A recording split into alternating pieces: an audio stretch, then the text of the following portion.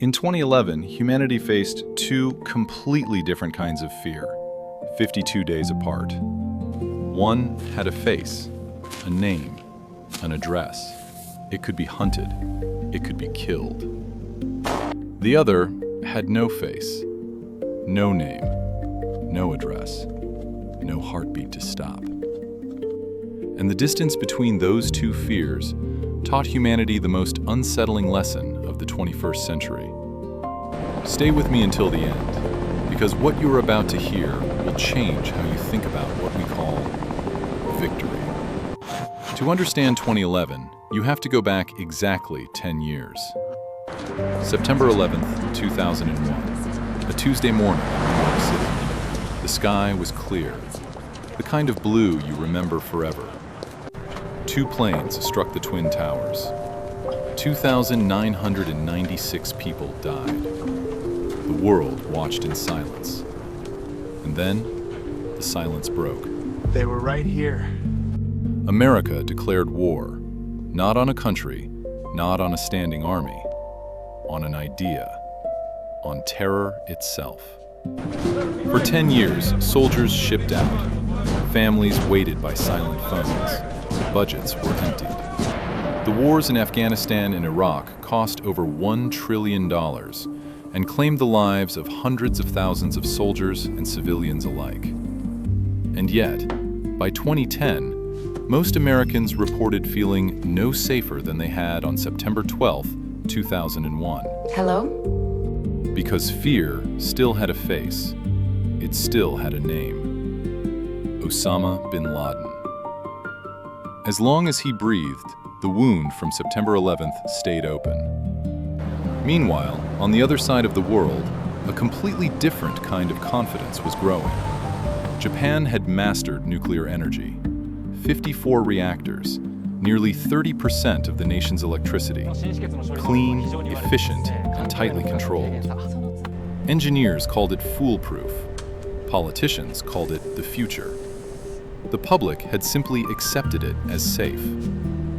Two separate fears were being managed on two separate sides of the globe. One through military force, one through technological precision. Both sides were certain they had it under control. March 11th, 2011, 2:46 in the afternoon, Japan Standard Time. The ground moved. Not the way ground is supposed to move. Magnitude 9.0. The fourth largest earthquake ever recorded in human history. The shaking lasted 6 minutes. 6 minutes doesn't sound long. Try counting to 360. Every single second, the earth refusing to be still. Then came the wave. Nearly 15 meters high, moving at the speed of a jet.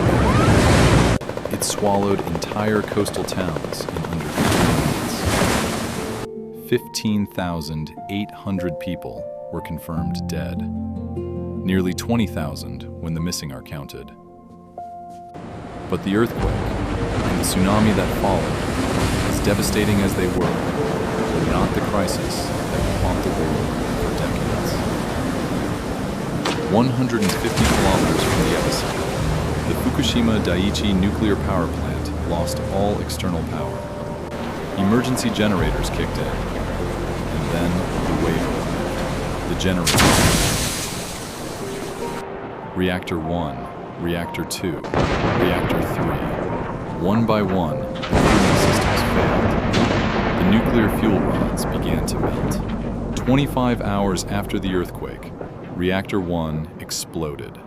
Fukushima Daiichi 力発電所から 20km 以内の住人は地下地に避難してください。Fukushima Daiichi 力電所から 20km. The Japanese government issued evacuation orders for a 20-kilometer radius. Over the following days, 150,000 people were forced to leave their homes. And here's what made Fukushima unlike almost any crisis humanity had faced before.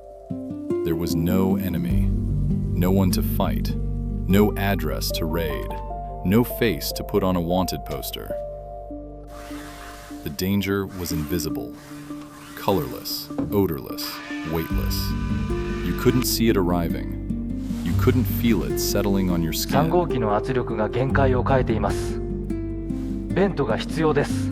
You couldn't know if it was already inside your body. Radiation. The Japanese government told people to stay calm. The Tokyo Electric Power Company told the world it was under control. 現在状況は管理されております。 It was not under 住民の control. 皆様が過度にご心配される必要はございません。 Inside the plant, engineers worked in the dark, knee-deep in contaminated water, with broken instruments, trying to cool 3 melting reactors using manual pumps and seawater. The enemy was everywhere, and it was nowhere. There was nothing to defeat, nothing to shoot, nothing to declare victory over. Only silence, and the slow, invisible spread of something that no human eye could track. And then, exactly 52 days later, on the other side of the planet, a very different kind of explosion. May 2nd, 2011, 1 o'clock in the morning, Abbottabad, Pakistan. 2 stealth helicopters crossed the border without triggering a single radar alert. 23 Navy SEALs descended into a walled compound. Neptune Spears a go. Move. 3 stories high, 8 times the size of an ordinary house. The operation had a name, Neptune's Spear. It lasted 40 minutes. At the end of those 40 minutes, the most wanted man on Earth was dead. Osama bin Laden, We have a confirmed match. shot in the head, It's him. identified by DNA, buried at sea within 24 hours so that no grave could become a shrine.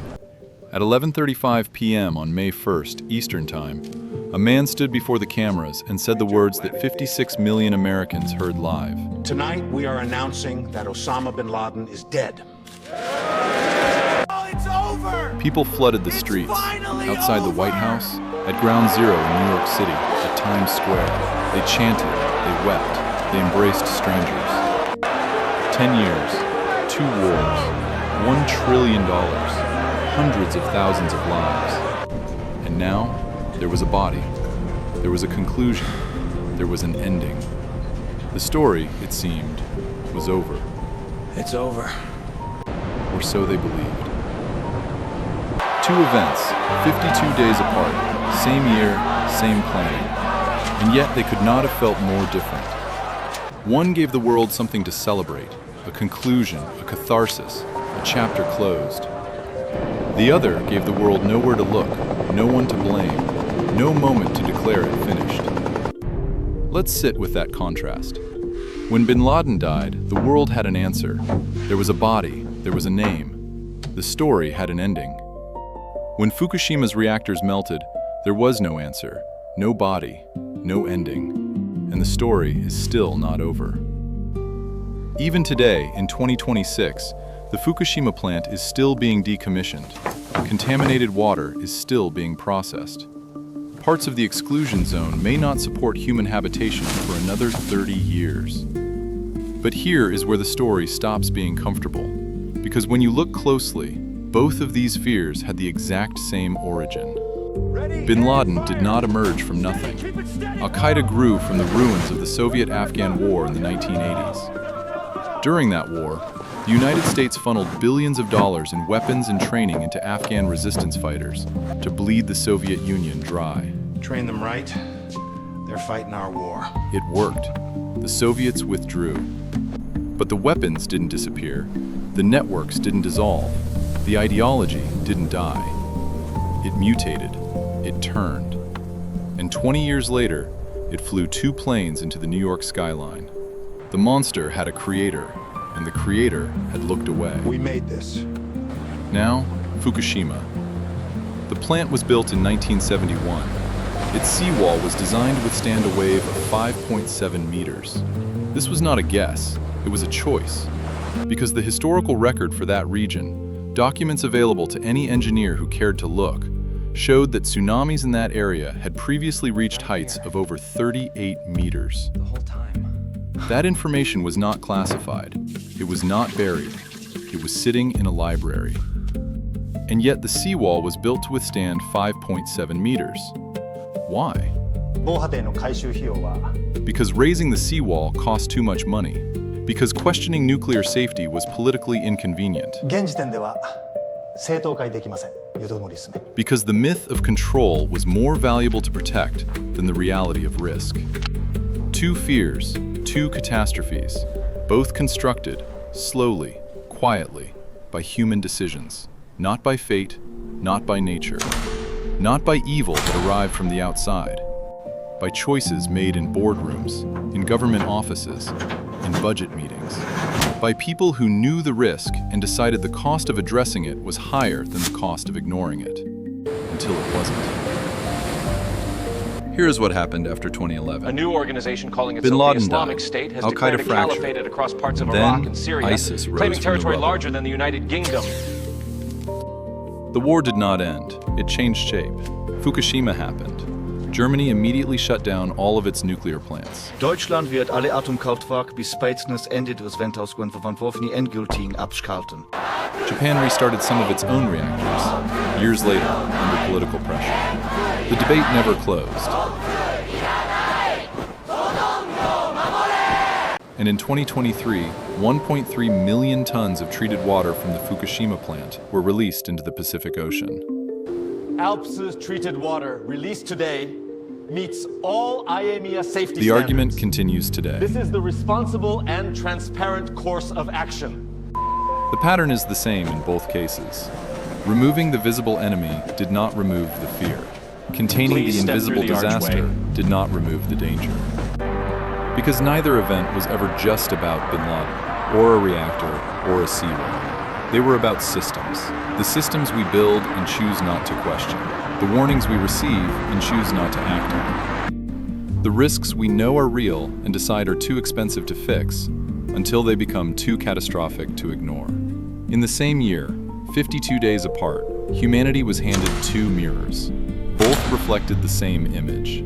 The thing you are most afraid of is not out there. It is in here.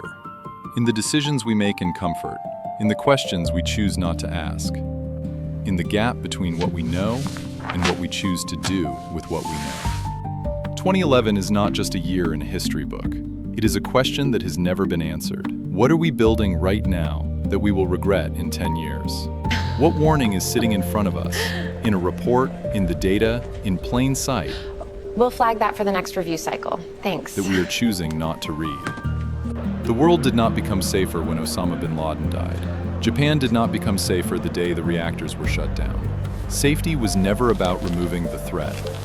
It was always about understanding how the threat was made in the first place. That is the lesson of 2011. So I want to leave you with one question, and I genuinely hope you'll share your answer in the comments below. Which is more frightening to you?